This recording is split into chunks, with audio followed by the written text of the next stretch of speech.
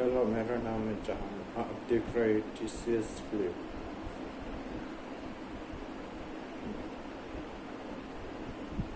मैं 2003 में जन्म हुआ था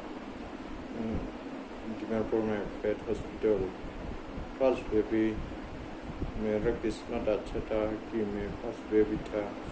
2003 में जन्म हुआ और वहाँ 4.5 kg जन्म हुआ और मेरा 2008 में मेजर एक्सीडेंट हो गया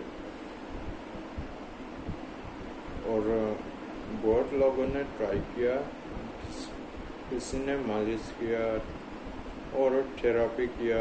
और जब हम अभी पता चला कि मालिश करना मेरे लिए हानिकारक है, इसलिए थेरापी कंटिन्यू करा।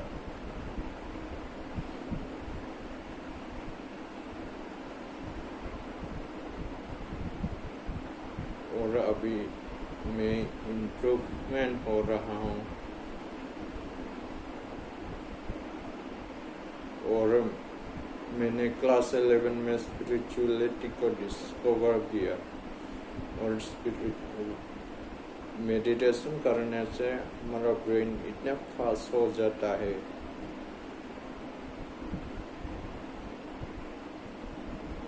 मैं पढ़ाई लिखाई में तो अच्छा नहीं हूँ।